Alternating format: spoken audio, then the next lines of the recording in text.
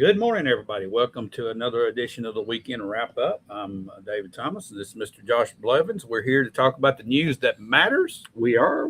Yes, that's And Josh, what's going on this morning to start your day? I know you had a road trip to get back to us. I had a road trip. I don't know if you've noticed, but it seems to be graduation season. Everywhere I go on the internets, I'm seeing pictures of people graduating, and I had to go to University of Tennessee. I left Thursday right after the meeting got out, and I got done talking to everybody. I think I got on the road, and I got to Knoxville a little bit after midnight. Okay. Slept a few hours, got up, went to a graduation that's way too early in the morning. Why do they have graduation? I don't know. They started the kids walking at like 8:45 their time, which 7:45 our time, Central Time, in the morning on a Friday. So just because you travel across this imaginary line, I lost mean the an time hour. should change. It did. The time changed. Your watch stayed the same though. My watch, well, actually, no, it didn't. It's connected to my phone. You gotta get your real watch that stays the same. But they had 1,200 people graduated with master's degrees from the University of Tennessee in the spring of this year. So boy, that could be a topic we could talk about, but we're not going to. That's a lot of, and let me just tell you, not to get off on a rabbit trail, but come on. My son's down there and he's texting me. He's like, Dad, you know who's reading off all these names? It's AI. So they feed all these names into a computer, and then he as a student, he gets a little link and he can listen to how it pronounces his name, and then he can adjust it. And he had a little card and it showed the pronunciation guide. And then, so he's got a card with a QR code on it. As he's coming to the edge of the stage, they scan it, and then his name comes up on the little screen. You can see inside Food City Center, or whatever it is there, Thompson Bowling. And then a voice reads off his name and he walks across the stage. We've got to the point to where it's too strenuous to read somebody's name. Well, think about 1,200 names, and some of these names were. They've been doing this for years. Come on, man! Really? This is an effective tool of AI.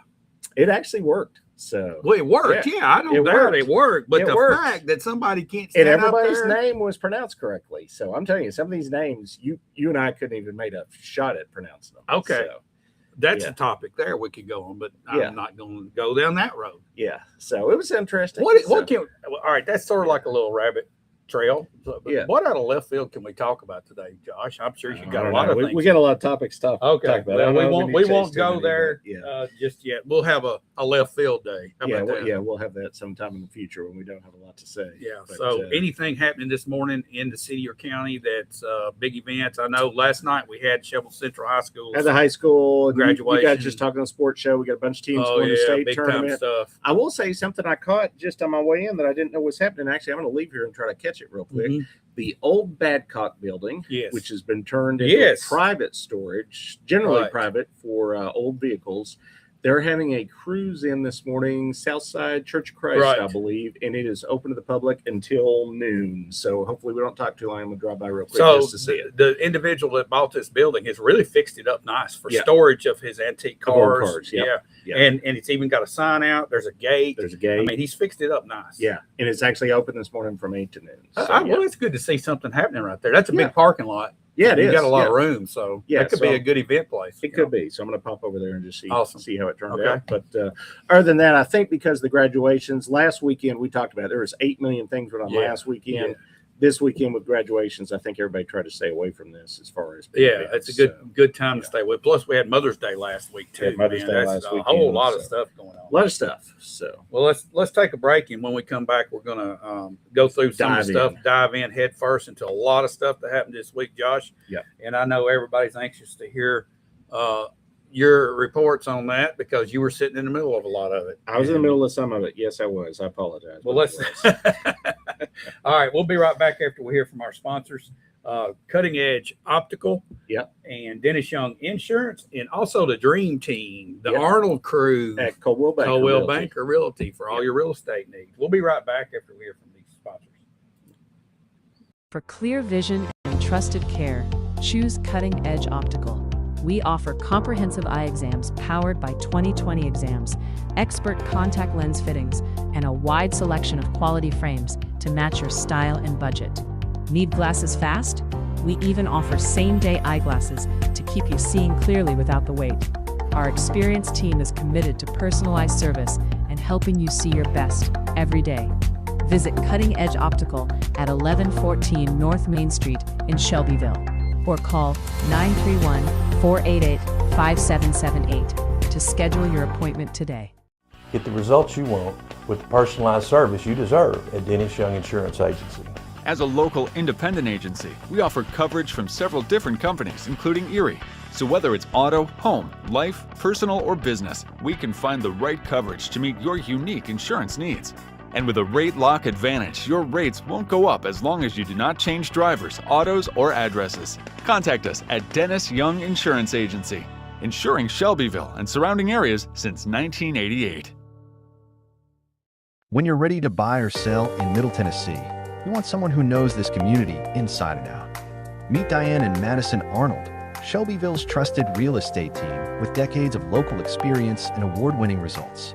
Whether it's finding your dream home, pricing your property to sell, or navigating every step of the transaction with confidence, they're with you from start to finish. As part of Coldwell Banker Southern Realty, they pair hometown expertise with powerful market tools to help you move with confidence. Call Diane and Madison today and experience the personal service and local knowledge that makes all the difference. All righty, welcome back into the weekend wrap-up show. Josh, why don't you dive in head first and run through everything that's happened this week? And it's been a bunch, man. It's been a bunch. I'm going to go ahead, as we do sometimes, and lead with the lead story. There's no point in avoiding the obvious. So Thursday evening at the city council meeting, it was a packed room. It was full out into the overflow area. This was the final. We were fairly certain it was going to be the final. It did end up being the final vote on the Remington Farms PUD, which is a new subdivision that will be coming over behind Jostens on 41A Union Street. This had been under consideration by either the Planning Commission or the City Council for, at this point, 2.5 years, Yep. I believe will be the math. Yep. So 2.5 years. Final result was it passed by a vote count of 4-2.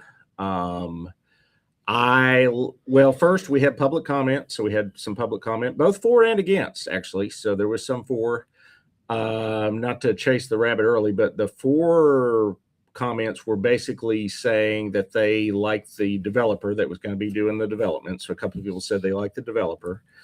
And then after that, the next comment came from the developer themselves. After the motion was made, he spoke briefly. A representative of the developer did. And then I went ahead and dove in and gave a little spiel. I didn't write anything. I thought about it, but I didn't want to have a canned something. I just kind of, went with what had been spoken earlier in the meeting. Right. And just kind of spoke from the heart instead of just, writing out something. And then we got a response from my friend across the aisle, Councilman Feldhaus, and we're going to dive into just real briefly a couple of his points. I did not bring clips, but what I did was I went on our friends at YouTube and grabbed the transcript, and I'm just going to hit 3 points because these are points he made, and these are points that have been mentioned a lot in the comments and publicly. Right. And I just want to clarify a couple of these because several of these are, all of these are going to be incorrect, and I'm going to explain why. So, this was fairly early on in his written statement. It said, since we're not under a development moratorium, let me begin with this. We have a legal obligation to allow people to develop their property within our subdivision regulations if that development meets all the requirements of the law. That is categorically incorrect in this case. I spoke to this on my rebuttal to him afterwards. This was not a subdivision issue. Right. Subdivision applications, plats, all of that go through the planning commission. Yeah. This is a rezoning. We in the state of Tennessee do not offer rezoning by right. There's no list of check boxes that you hit to get a rezoning. Right. A rezoning is considered by the legislative body as long as they're not what they call arbitrary and capricious in their decision-making process. They're allowed to approve or deny a rezoning. Generally, in a denial, you're supposed to look at three areas that have been set by legal opinions going back dozens, probably hundreds of years. I don't know how far back zoning law has been around. As long as it's been around, the three concepts that are considered are public health, public safety, public welfare. So if you consider as the legislative body that a rezoning doesn't meet all of those requirements, you absolutely have the legal right to deny it. So this is not a subdivision.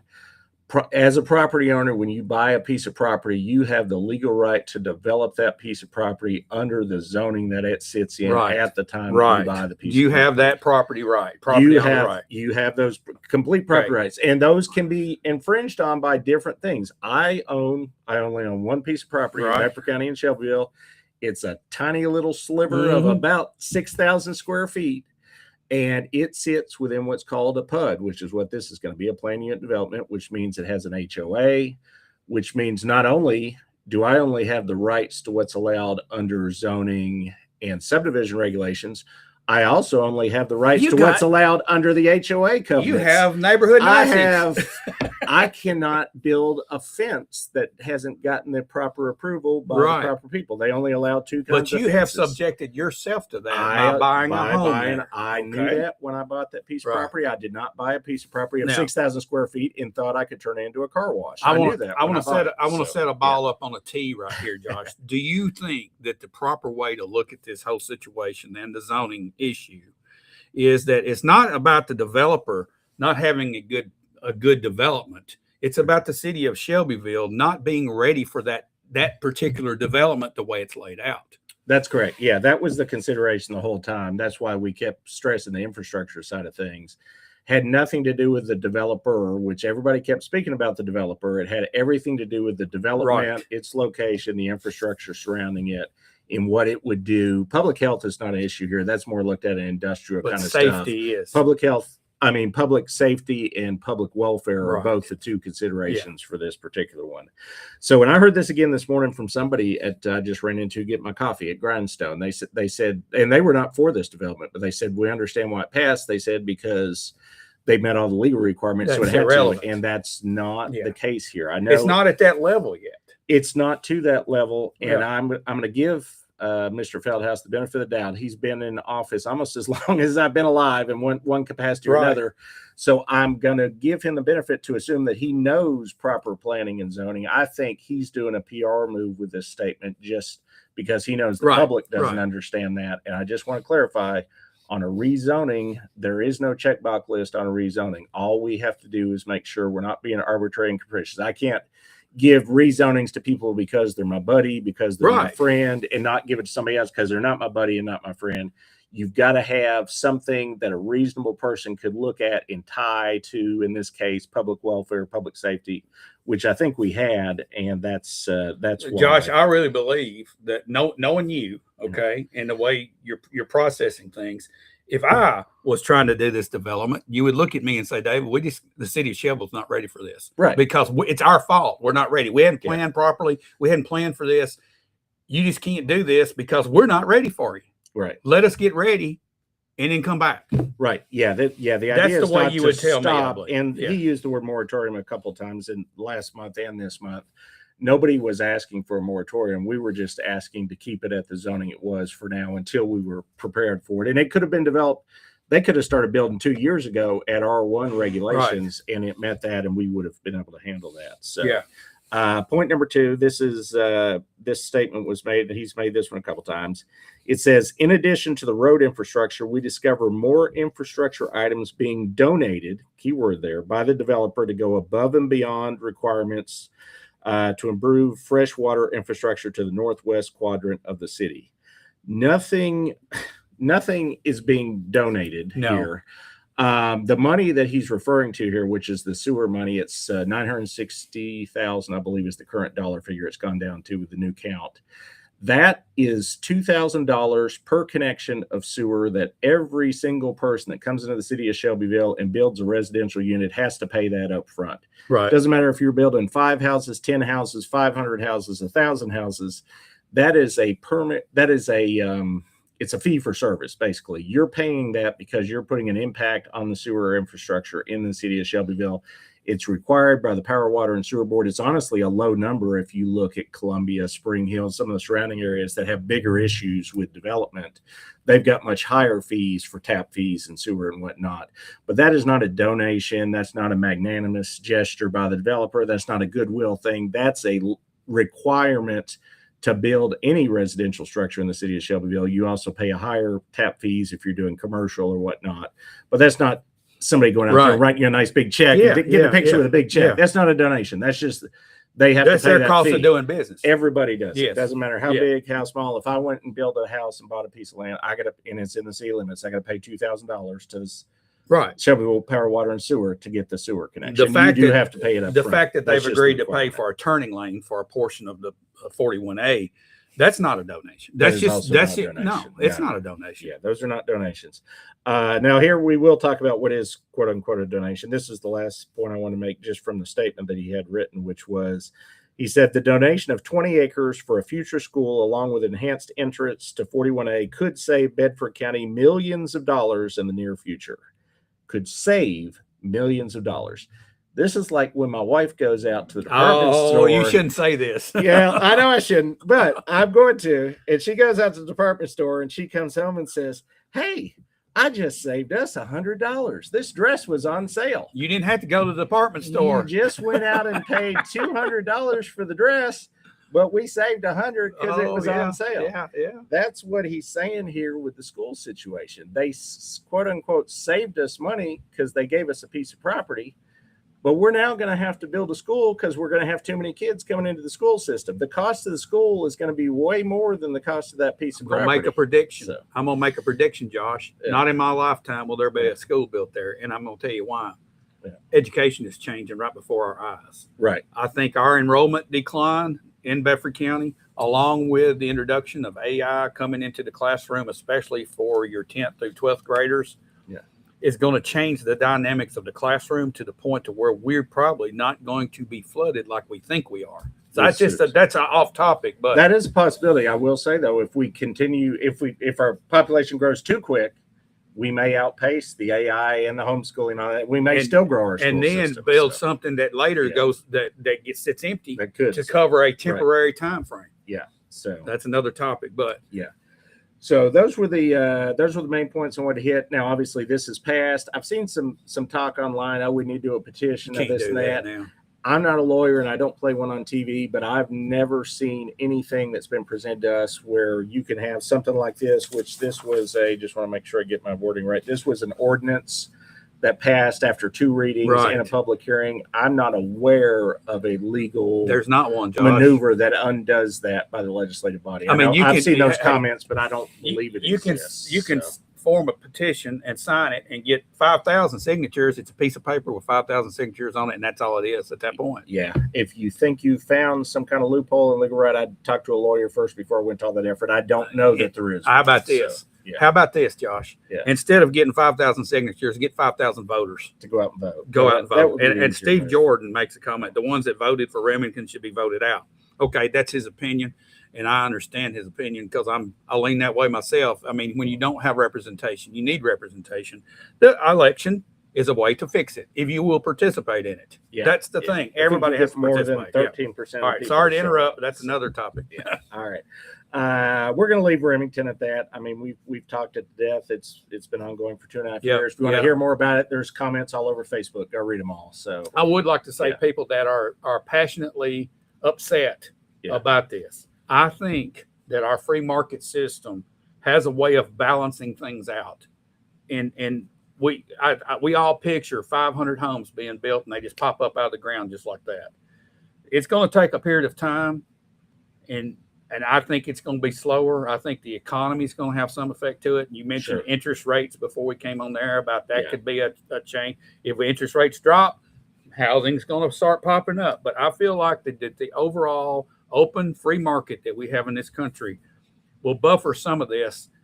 Even though we're already crowded traffic wise, I don't think it's just going to be overwhelming in the next 6 months. I mean, it's not going to happen that way. Right. So Yeah. it could balance things out. it could. And then I just thought of one other point before we go off it. There are, as I mentioned, like endless comment threads already on Mhm. Facebook about this. But if you actually go to the YouTube video where the meeting happened and look, it had like 100 views. So if you're going to comment, which I appreciate all the comments, take the time to watch the meetings and stuff too to see what happened. Right. Don't just go off the Facebook comments and think this is what Yeah. happened, because there's a Yeah. lot of I read, I saw, I Yeah, heard. Yeah. The meeting's all there with all the back and forth. I Yeah. gave, you know, obviously what was my opinion, my side of it. Councilman Feldhouse gave his opinion. I gave my opinion back. There was a lot of back and forth. I believe Councilmember Ewing said some things. Councilmember Noel did. So there was a lot of stuff in the video that the public doesn't see. And if you don't go to watch it, you're not getting that in the comments. You're just getting other people's opinion. Actually, if you want to spend the time, if you care that passionately about it, spend a little bit of time and watch what went on. It's not a ridiculous amount of time. I know the whole meeting went an hour and a half, but this portion of it, probably if you watch 20 or 30 minutes. What drives me crazy, Josh, is some people were thinking this was a county issue. Well, I mean, really, it's like unbelievable. People, only to the point that it will impact the county and then but I think people think that y'all were the county commission, right? Yeah, the county doesn't. It's like insane. I mean, everybody's got to get engaged a little bit, I think. Yeah. So let's cover before I'm going to actually work my way backwards in the week. I'm going to go ahead and stay at that Thursday night meeting and cover the rest of what went on, just in case people missed it, because a lot did happen. This was a very action-filled meeting. We'll say it had a lot of things. Yeah, boy. This got added at the last second. We had a bid opening on Tuesday, which we then voted on Thursday evening. We got the bids in on the installation of the flood pumps. Those flood pumps have been sitting over behind the wastewater plant for a few months. And we got the numbers in. We had 4 different bidders. None of them were like from right in town, I don't think. They were all like Middle Tennessee, but not right in Shelbyville. Yeah. Kind of a wide range of bids. But either way, the low bidder, their not to exceed number, which is what we approved, is going to be $3.1 million. We have about 2.7 or 2.8 to spend.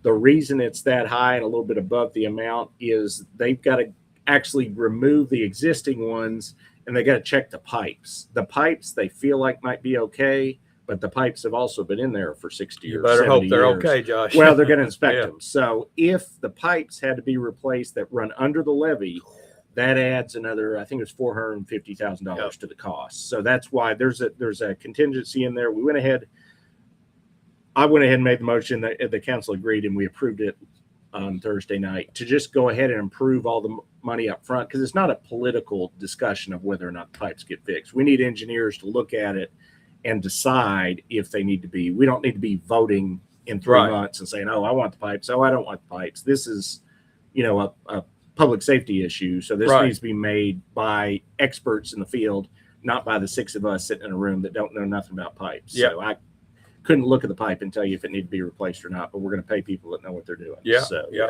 So that happened. That was the biggest dollar figure thing on the agenda. So that's going to happen first. That will happen as part of the process. Right. Yeah. They've also got there's a building being built that's going to house all this requires a lot of control infrastructure as far as electronics and stuff for this. They have to be able to remotely trigger these and all that. So there's a lot that's going into this. So there's some kind of floodgates, not the big one that goes across the street, but there's some floodgates that are being replaced. Let's talk about people that might say, why are we spending all this money? Right now, you got 60-year-old pumps. Yep. 80, maybe even 80 years. So you maybe know the number, but the point is, it is a hazard, and it's a life and death risk for somebody to go over there and flip those things on. Just to turn them on, there's even been some injuries. Yeah, you could get electrocuted. There's a number of different things. I mean, you got to stand on a metal platform in a thunderstorm, basically, and hit a button that turns on a massive amount of electricity. It's just a bad. It's not a good situation. No, it's not a good situation. And they're past their lifespan, so you could hit the button and they couldn't work. And if they don't start when you hit the button, then you really it'd be like climbing a telephone pole in the middle of a thunderstorm, Josh. Yeah. So scary. There's good reason for doing that. Let me see what else we had. Okay, we had 2 other rezonings. They weren't controversial. Small parcels down on 231. Those passed unanimously. Yeah, I already talked about those. Yeah, we had budget ordinances, which were just cleanup things. Those passed unanimously. We had some grants. Those all passed. Everything actually else passed unanimously. I was just looking for a couple more 1.2. Okay, the Riverview District, the area over behind Grindstone Cowboy. Yes, there are 2 parcels of property that the city did not have complete ownership of yet. The parking lot, right? One is the parking lot. One is where the trail is supposed to go. The parking lot one, they finally came to a resolution with the owner. The city owns 75% interest. This was an heir of somebody that originally owned the property, still had a 25% interest. They had not been able to reach an agreement before. We've been going ahead and doing the work anyways because a 75% owner, I mean, they're minority. They couldn't say, stop. Yeah. But to do the final part, which included the paving and the TDOT, they wanted us to have full ownership. So we came to a financial agreement with them. It was $34,000 plus closing costs to get that last 25%. So that got approved. There were some bid items at the airport. Oh, the soccer complex. We did approve the first phase of the soccer complex, 1.9 million. Posted an announcement yesterday or maybe this morning. There's a groundbreaking happening in June. They continue to say there is a chance there could be soccer played there in the fall. So there's an issue. I don't know. We've got this coach pitch league going on right now at the little league fields, little league play. Yeah, right there. And the lot, if I'm not mistaken, that's adjacent, that's being used for parking, is that lot where the soccer fields are going to be. Is that not right? No, I think the So fields separate. are beyond that. Yeah, the fields are beyond that. So yeah, I know they've got it blocked off right now, and there's a parking issue out there. Well, they may be setting up for some of the construction work, but as far as the actual fields themselves, I don't think they involve any. As it relates to the perimeter of the park, where will the soccer fields be located? Is it going to be more in the center, or is it going to be the eastern edge or the western edge? Off to the eastern edge. That's the one. That's what I'm over talking behind the new townhomes. Yes. Out past the parking though, past the parking. So there's all that land. There used to be some kind of stuff dumped there that they had to environmentally There was check on. actually there was a There's lot some of barrels. old tapes. Yeah. Like there was there was a lot of different things that were in that building. I know where you're talking about. So that goes the parking lot that I'm talking about sit here. This goes to the north of it a little bit. Yeah, okay. this is past that. All right, I very think. good. So as far as I know, but I'll be there in June and we'll look at it again. But I've driven back through there, but there was no parking lot on the part that I knew this. It's just a grass field where everybody parks. Okay, well, hopefully they'll get that all squared away because there is parking coming as part of this, and because of the low bid situation, they were actually able to expand the parking more than the initial. Well, that's good. The bid. So yeah, parking I'm told is not going to be an issue yet. So we'll find out. Other big item that was on the agenda was the Shelbyville Power, Water, and Sewer Board. We voted early on in the meeting to change the city charter, which had already been approved by the legislature. Right. So Scott Collins, our city manager, is out. Right. Not because we're getting rid of him or anything. He just didn't need to be on that board. He had enough going on. And Betsy Noel, who currently sits on the city council, will be on that board. And then we had to vote between 4 people to be the 2 new citizen members. And we ended up going with Kyle Insel and Shane Hastings are the 2 new members of the Power Board. They are replacing Thomas Johnson and David Coffey. Mr. Coffey did not even apply to go back on, so he wasn't one that we considered. We did consider Thomas Johnson. I voted for him, but he did not win, so he's out and those other 2 are in. So, and that's all I'm going to cover for that meeting for now. There's one other item, but we're going to get to it in the commission meeting. So County Commission met Tuesday evening, 7:00, historic courthouse, 2nd floor. They elected some notaries. They put a person on the board of equalization. They congratulated each other for adding broadband out in the county. Saw that. Yeah, got pictures made. Award, got some pictures made. They deferred a highway department capital outlay resolution that wasn't ready. Read some financial reports, did some stuff on fireworks. And then the big one, senior property tax freeze. So they had some discussion, some debates, some back and forth, and they decided to go ahead and send it back for 1 month only to the Financial Management Committee for them to review it for the 2nd month in a row and to attach what they're going to call a fiscal note to it, which is an estimated cost for administration of the program.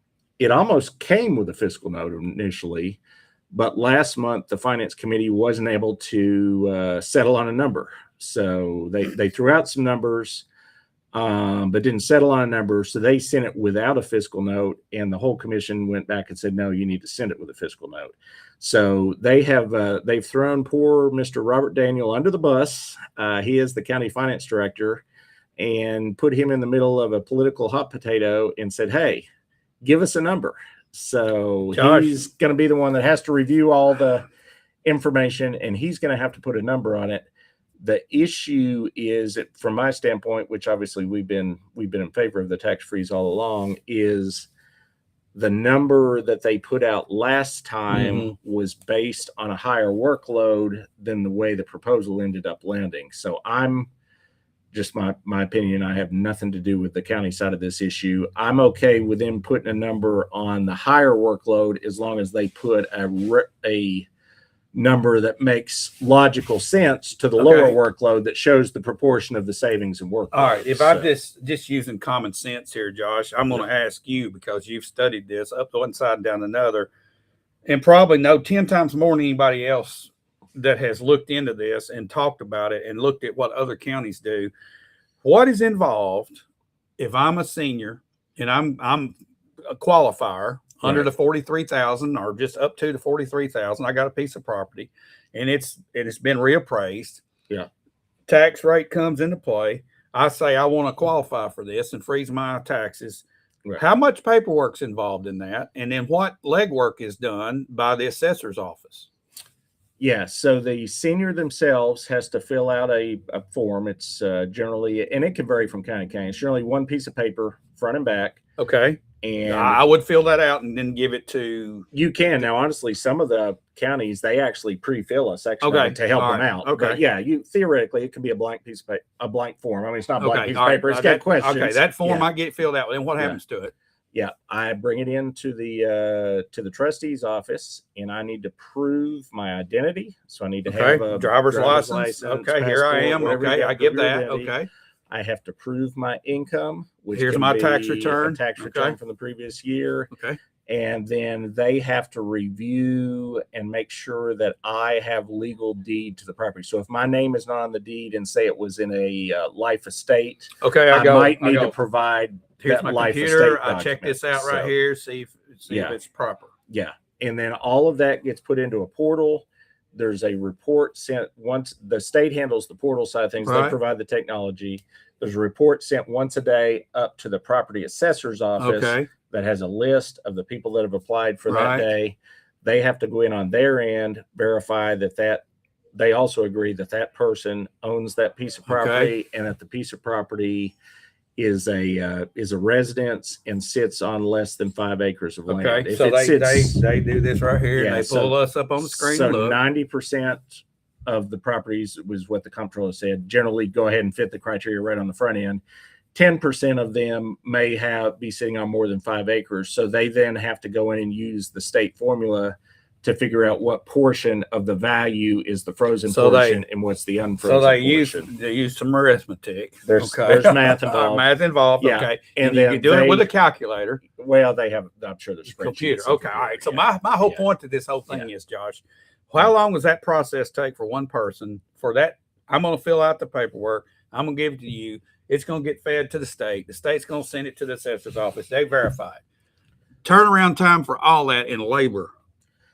Couple hours. Estimate that we got as a committee from the two departments that will be handling it was the equivalent of that. They were expecting 1,800 seniors, so they asked for 2 full-time people. That's the equivalent of 2 hours per application. Okay, 2 hours for let's say there's 700. That's 1,400 working hours. Correct. Yeah. And is that 2 hours for this department and 2 hours for that department? No, it was 1 hour for each. 1 hour for each department. That's 1,400 working hours. Right. How do you get 150 grand out of that? Well, you don't with 720, and that's been my point that I tried to make to them clearly last month, and they didn't want to hear it. So this department is 700 working hours, and this department is 700. And how many hours are in a work week? 40? Or are we down to 32 now? They do 35-hour weeks. 35-hour weeks. So in real money, if you looked at this with a calculator, you're looking at maybe 20,000 a department, and I'm throwing that out there with a pretty liberal number. Somewhere in there. I don't want to put a number on there. I know, because you really don't know till you go through the process. Yeah, they need to put a number. I just am asking that they put a realistic number versus a. And then how many vehicles are required to do this paperwork? There are none to do the paperwork. Our assessor felt like they wanted to go out and view each property before they signed off on it for the tax freeze. I did speak to 2 other assessors that are currently in the program. They are not going out and viewing each property. And why would you want to do that when you've already got your assessment, just to make sure that you hadn't built a garage or something? That was the reasoning, and the reasoning that the 2 that are already in the program said is they already have a system in place where just in the normal assessment process, if something gets built, they get a notification from the codes Right. department. And Of whatnot. course, that would be a logical So move. They didn't feel like there was any necessity to go out and view these properties, in addition to All right, that. so we're talking that's- about, we're not talking yeah. about a massive expenditure here to handle this paperwork and verify 700 people. It should not be, no. And I Okay. will make the point that we, as a city council and the county commission, also as county commission, regularly, and we did in this meeting here, expend large amounts of money, like in the 7-figure amount of money, Yes. with minimal conversation during the I meeting. I know. And this particular program, which is a minimal amount of money, Yes. has required a massive amount Exactly. of discussion. Let me ask to you move this, forward, Josh. We're so- talking about paperwork that would handle what the city needs and what the county needs done out of 2 offices. And I'm sure the city would probably split part of the cost. Is that We where you're just- headed? I mentioned that during the council meeting. We did get a motion to go ahead and have city staff enter into talks with the county.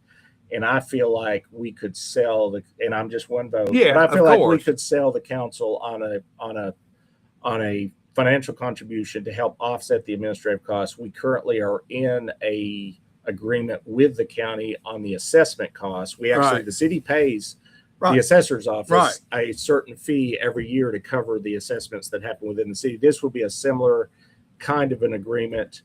Don't want to put an exact dollar figure on it. I'm thinking very low 5-figure dollar amount. And I think Yes. the return on the investment, that's always the question on a program like this. What's your return on investment? I think the whole program, county and city combined, real cost should stay in the 5-figure area. Oh, yeah. Low Re- fire 5 Return on that investment for the seniors themselves, we've got the numbers in our reports that we've had. You're looking at a 6-figure savings for the seniors if a Right. but it's more- if a tax increase. This is more than implemented. So, monetary return on investment. This is Yeah. called peace of mind and an It's- insurance policy for these folks. peace is of what it- mind and insurance, and a point was made, and I can't remember at which of these meetings this week. Something to the effect of, "Oh, we may not have a property tax increase for 3, 4, So what? 5 years." I could make the counter argument, just going back to the flood pumps. We may not have a flood for 4, 5, 6 Exactly. years, but we're sure not going to live the city unprotected in the event of Right. a flood. So we're going to go ahead and put the flood pumps in. I feel the same way about our seniors. Yeah, we may or may not have a tax increase in 3, 4, 5 years, but does that mean we just kick this down the road and don't do anything about it for 3, 4, No. 5 years, or do we go ahead and protect them? And then honestly, while we Josh, can? if So- if the departments were to get creative, I would say they probably accidentally waste time that could feel that you could get this done and just wasted work hours. I mean, it happens at every organization. Well, and one other point I will make that was just brought up, and Diane, I yeah. forgot by my friend and Commissioner Diane Neely, of the proposal we're making, which is to help 720 seniors. Over 500 of these 700 already walk into the office once a year Right. and fill out the tax relief. How many of paperwork. those? 517 was the last So number we you got. got just a little bit more that might qualify. That would get be this. new. That That would be new work. So those that are already walking in the office, they already are proving their identity and proving their income to be on the tax relief program. So those seniors, all they have is one additional piece of paperwork. No, You know, no tax return, no Josh, ID. And this stuff. this whole So, thing, and I know you're an elected official, and you're not going to go down this path, but I will for a second because really it's just common sense to sit there and think for a minute. This ain't gonna cost a lot of money. It really isn't. If I just if I can take a pencil and a piece of paper and somebody mentioned this was drawn on the back of a napkin or something in the finance committee, well, honestly, I could draw it on this piece of paper and say real quick, we don't need to hire anybody to do this. We got people sitting around that can do it. I mean, it's just there it is. No, you don't have Yeah. to comment, yeah, but I'm just saying, I'm Right. throwing this out there. We are using the typical government bureaucratic process to talk about it and talk it to death. yeah. What I will say, which I probably shouldn't, Go ahead. is all of a sudden on this particular issue, everybody seems to have become a fiscal conservative. So Yes. I Yeah. generally identify as a fiscal conservative, and in this case, I am. I do want to look at the return on investment. I do want to look at the cost, but some of these same individuals that are screaming about the cost didn't have anything to say on these other much bigger financial issues that we 5 do million all the here, time. 10 million here. Just So it feels like it's easier to spend taxpayer money than to bring in a program that saves taxpayers money. can't do it. It just that's I mean that's just what I'm The seeing. only way- I probably shouldn't say that, but it's true. I think the only way that this comes out to where the establishment feels like they've got to win is if they can expand government a little bit. That's the only way. And no comment on that, Josh. I Okay, won't all right, comment all on right. that. But that's I what we're won't. trying to do. Yeah. We want to make sure we expand government as much as possible in the process. Well, I'm hoping to save taxpayers money Exactly. was the goal. So I know we'll see where it goes. It will goals be- are different depending on which seat you're in, I guess. we will see where it goes. It will be at the finance committee in about a week and a half from now, so I'll definitely Yeah, be there. boy. So let's go somewhere that didn't happen this week. I want to go back to something that I'm hearing a lot about in the public, and this happened at the budget hearing, nonprofit budget hearing a couple weeks ago, and we didn't really touch on it at the time. I think I kind of glossed over it because we had a lot going on that week. And if you were to listen to, we have the full recording of that meeting, but it goes well over an hour, and not everybody's going to sit down and listen to that. So I'm trying to condense this a lot smaller. We got a presentation from the new Bedford County Chamber of Commerce, and I know, and they know, that there's still a lot of concern about the previous iteration of that organization, which was the Shelbyville-Bedford Partnership. So they even said, you can listen to the recording yourselves. They said they know that there were some things that were done during that iteration of that organization that the public for sure had some concerns about. So they got a lot of pushback on. Yeah, we won't even. If you're from around here, you know the story. Yeah. We as the city recently agreed to rejoin the Bedford County Chamber, Right. because we were aware at the time and know that there has been a change. There's been a shift over there Right. at the new chamber. There's new people involved. There's some of the same old people, some of the new people. And I just wanted to give a little bit. They gave this presentation at that meeting. I just want to give, I don't want to pre-announce their stuff. I've got more information than they've announced. We're not going to give that. But this is the stuff that was mentioned at the public meeting. As they are reorganizing, they set forth a timeline here, and I just wanted people to know it so they can A, see if they hit the timeline, and B, kind of know when and what to expect things. This is what happens next with the Bedford County Chamber of Commerce in the month of May. I think, is that the month we're in? That might be the I month believe it's we're in. May. I believe it's May 16th. In Josh. May, the chamber is going to show up. The CEO will have a presence at county meetings. That has been happening. They will launch business outreach to top employers, and they will relaunch a workforce HR roundtable. In the month of June, that's the next month on my calendar, they're going to engage. They're going to start having employer roundtables, membership outreach campaign, tourism partner coordination. New fiscal year starts July 1. In July, they're going to execute.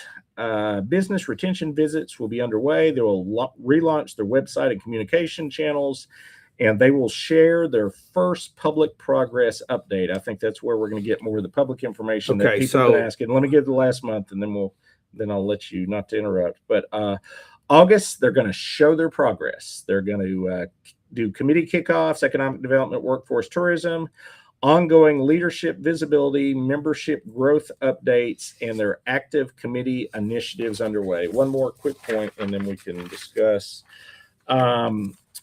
In the shift of people in and out, we this week as the city and the other cities received the new board list. That's what I'm not going to announce because that's theirs to announce. I do know we as the city and also probably the county, and I think everybody else in government knows the new board. I am going to say this was the public part though. They have a kind of a split board situation going on. They have an executive committee that's going to have 11 members. They're going to do the monthly meetings. They're going to meet every month. And then they're going to have an expanded board, which is going to have a total of 22 members on it. That's going to meet quarterly. That's going to include 5 representatives from the municipalities or the county. So a Bedford County, a Shelbyville, a Bell Buckle, a Ward Trace, and Normandy. Those 5 will not get a voting voice on the board, but they will attend once a quarter so Okay. they know what's going on. So there have been people, some of whom have been lightning rods a little bit, maybe in the online community, that are gone from the board. Others are still on the board. A lot of new people are there. That board has been set, and there will be an announcement. I'm guessing, looking at their timeline, sometime in July. We, as the city of Shelbyville, the reason we got a list is we have to appoint somebody. We've decided to do that at next month's city council meeting. We as you saw, we had a lot already going on this month, and there was no urgency to do it in May. June was fine. So we're going to appoint ours. The county's going to have to appoint theirs. Then Bell Buckle, War Trace, and Normandy will be appointing theirs. And that's kind of the direction it's going. We went ahead and bought a membership. The city did a couple months ago, knowing it was going this direction, even not having all the details, just as kind of a gesture of, hey, we want to be on board with coming back together with all the municipalities and the county government and doing something, working for our small businesses and whatnot. So Okay, now give me your spiel. It's not a spiel, it's a question. Yeah. And I'm sure they have this. What is their statement of purpose? What is the purpose of a chamber of commerce in general, and how does our chamber of commerce fit that role? Because I've been in business since 1994. Okay. And during that time period, I've seen some coffees take place. And I've seen some meetings take place, but I don't know the nuts and bolts operations of what a chamber of commerce actually does. But I do have a good idea of what a good chamber of commerce does, because our business in Shelbyville, Kentucky, is a member of that chamber of commerce, and we see a lot of activity going on that's actually built around the commerce, of the city. They do a lot of stuff for small businesses. They organize, they network, they promote all those small mom and pop shops that's up there, and that's their focus, is the small business. And you were just going over their structure and their new face. I see you've got a mission statement. Can you read that mission statement? Almost like we discussed this ahead of time, which, believe it or not, we didn't even discuss this ahead of time. But that question, they just happen to have the answer in the package. Well, so I'm going to read it. Let me hear it. This will be your first time hearing this. As a business my first owner, time I'd reading love to hear this.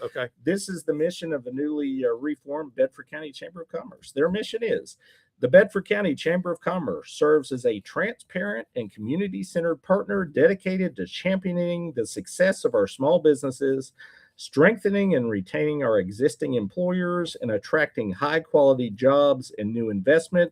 We promote tourism, foster workforce and economic development, and serve as the driving force for a vibrant and competitive local economy.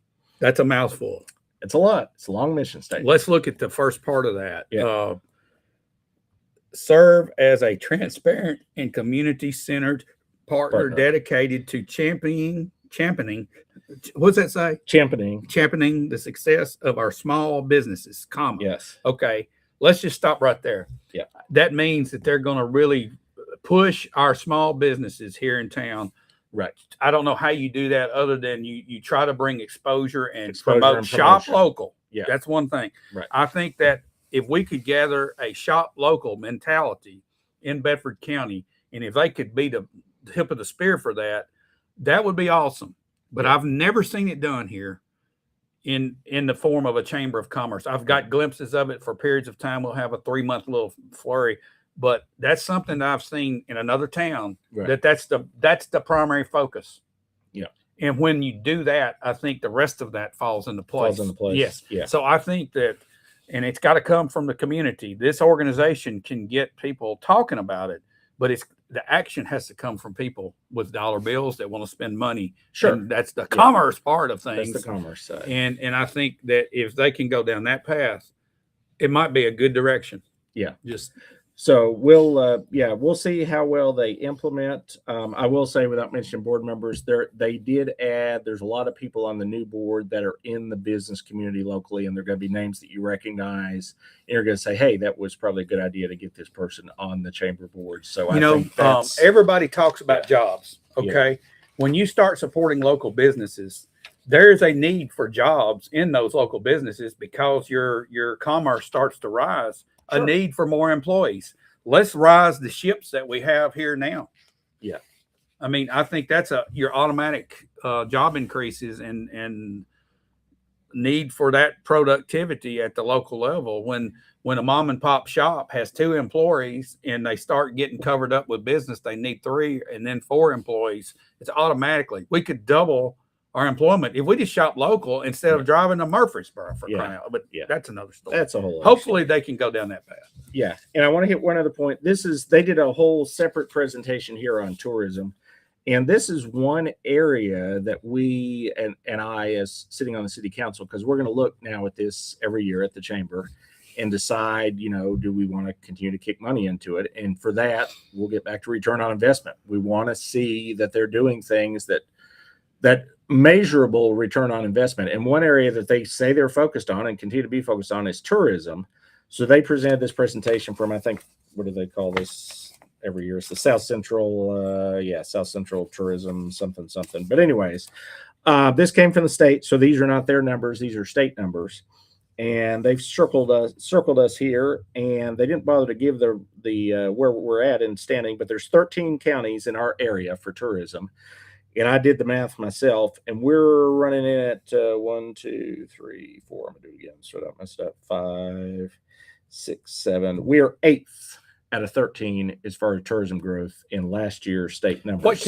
What counts in tourism though? That's my question. Well, that's a whole Hotels. state. Yeah, that's a whole state for them. All right, as far as so, they I have, mean- but they're at least the state is not, politically tied. This is a Right. number from an outside organization. So one area that we can look at for that return is, do we stay in 8th? So they initially, back when it was the partnership, they pointed for a couple years to there's a state ranking, and I can't remember a number in the state. I want to say we're somewhere in the 40s, and they kept saying, "Hey, we're going to jump. We're going to jump. We're going to jump." We never jumped. We stayed stagnant where we're at. So if we continue to stay in this number 8 spot, it's kind of hard to say, "Hey, we're giving you a good return," if you're not improving. So I would expect this is something measurable that they could improve on. If they can come back and say, "Hey, suddenly we're number 2 in the South Central," maybe you can say, "Hey, they did a good job." I mean, they just got lucky, or they may have done a good job with tourists. I don't hear a message coming from anybody that tells me what is our top 5 tourism. What is our thing? What's our number 1 thing that we have in Bedford County that's going to bring people here to visit? Yeah. Okay, what is it? I'm not. I don't have the answer. Well, I have ideas, but I don't know what those answers are. How do we see ourselves at this point? Well, judging by the new logo, we're Walking Horse Country. So I'm going to say the celebration's number 1, which is, I think, the one they give every year is the top one. Which is an agricultural product.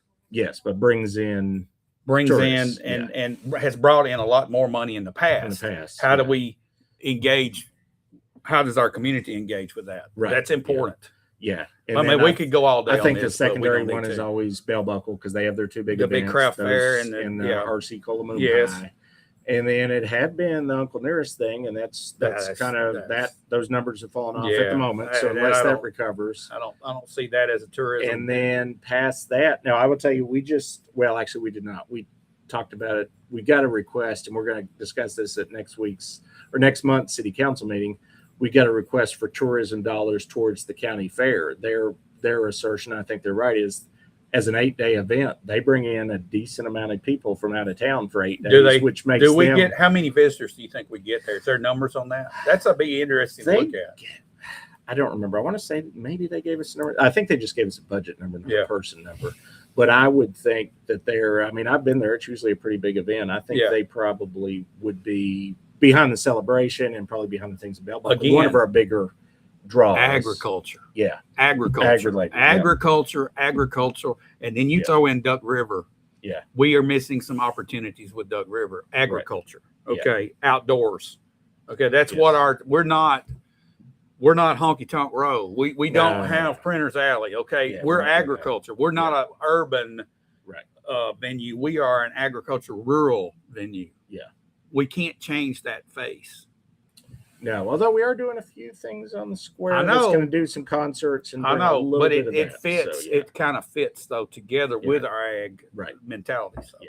So with that, we've gone 54 minutes. And that's still going to talk about next week. So let's hear from our sponsors, and then we'll come back and talk about next week. We got a few things going on next week. Yeah, let's hear from Cutting Edge Optical. Yeah. The Dream Team, the Arnolds. Yeah.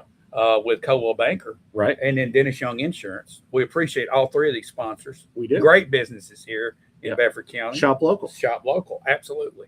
Let's hear from them and we'll be right back. For clear vision and trusted care, choose Cutting Edge Optical. We offer comprehensive eye exams powered by 2020 exams, expert contact lens fittings, and a wide selection of quality frames to match your style and budget. Need glasses fast? We even offer same-day eyeglasses to keep you seeing clearly without the wait. Our experienced team is committed to personalized service and helping you see your best every day. Visit Cutting Edge Optical at 1114 North Main Street in Shelbyville or call 931-488-5778 to schedule your appointment today. Get the results you want with the personalized service you deserve at Dennis Young Insurance Agency. As a local independent agency, we offer coverage from several different companies, including Erie. So whether it's auto, home, life, personal, or business, we can find the right coverage to meet your unique insurance needs.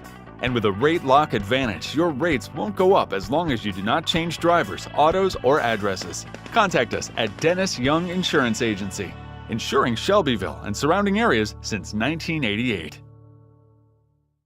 When you're ready to buy or sell in Middle Tennessee, you want someone who knows this community inside and out. Meet Diane and Madison Arnold, Shelbyville's trusted real estate team with decades of local experience and award-winning results. Whether it's finding your dream home, pricing your property to sell, or navigating every step of the transaction with confidence, they're with you from start to finish. As part of Coldwell Banker Southern Realty, they pair hometown expertise with powerful market tools to help you move with confidence. Call Diane and Madison today and experience the personal service and local knowledge that makes all the difference.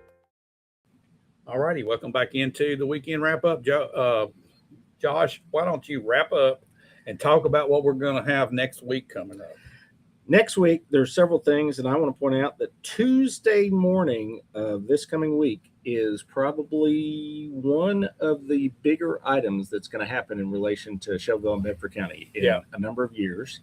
And people may or may not be aware of this date and time, but Tuesday at 9 a.m., the Tennessee Court of Appeals will be hearing the lawsuit between Bedford County and the city of Shelbyville. So it will be on YouTube. I've already subscribed because obviously I'll watch. It's just the oral arguments. There won't be a decision issued. This is just the arguments between the two sides orally about the appeals process. But it will be happening in Nashville Tuesday morning, 9 a.m. The Court of Appeals does not set or have deadlines on issuing opinions. They could issue one next month. They have things still hanging out on their docket. I was told this past couple weeks that have been out there for 3 years. So we don't think this is a 3-year kind of thing. We think this is probably maybe a few months kind of thing. But this will be the last thing that happens in this case before there is an opinion issued by the Court of Appeals. Part of why they may want to take their time with this opinions they give set precedent for other municipalities and counties around the state. Yep. So they want to make sure they get their I's dotted. There could be T's crossed. somebody So- sitting out there in the same situation in a different East Tennessee, county or whatever. So they're going to be very careful. But this hearing will happen 9 a.m. Tuesday morning in downtown Nashville. Speaking of the chamber, 11:30 at the Fly the same day I will be at this will be the quarterly chamber lunch. This will be the chamber presenting to the members that attend their basically what was in this presentation I just talked about, their goals, their vision, they may, if they do announce their full board member list at this meeting, then I'll feel like it's public enough and we could discuss it next week. Right. I just didn't want to cover it based on what I had, which I knew was internal communication. But if they announce it publicly, we'll come back with that list next week. And but they are making a presentation.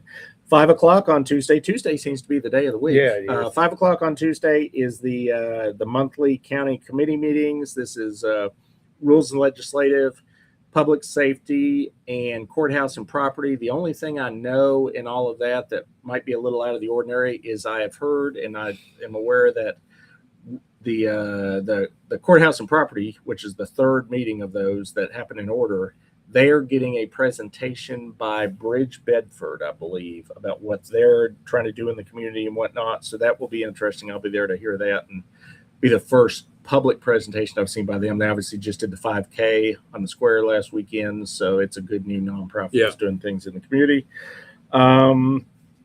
Thursday, is the monthly school board meeting. They're having it at Harris Middle, and before the meeting starts at 5 o'clock, they're having a reception in honor of Dr. Garrett, who is Right. retiring, I believe, at the end of this month. Yep, maybe. yep, So that's happening on Thursday. Generally, that same day of the month, and I don't attend because it conflicts. If there were Board of Zoning Appeals meetings for either the city or the county, those also happen on that evening, and those will be happening that Thursday evening. And that's it. So Tuesday, Thursday seem to be the Alrighty. big ones. So, All righty. Well, Yep. Josh, thanks for hanging in there and going through all this stuff, and a lot of stuff happened this past week, and we have gone almost an hour. And with that, we're going to sign off. And I see D. McCullough's comment, just drove to Lebanon on 231, past a couple of athletic facilities, packed with people, soccer, baseball, and softball, invest in youth sports, works in other cities. I think that's what's happening here. That's what's happening with the soccer complex. We talked about that a couple weeks ago. We came in under what we had for the budget by almost $1 million. So we approved to move ahead with the groundbreaking where we're at, but we've got another $1 million that we're going to be able to spend on hopefully bathroom concessions and fencing. That will just leave us short on getting lighting on that Yep. facility. So we're going to need Well, to find maybe- a way to finance yeah. the lighting and hopefully turf on at least one of the I fields. bet So. we see that happen. I hope so. Yeah. I'm hoping we get All right. some investment. Thanks everybody for watching. We appreciate your participation. We appreciate you hanging in there with us till the end. It's been a long one. Yep. But we'll be back next Saturday with the news that matters here on the weekend wrap up. Have a great weekend.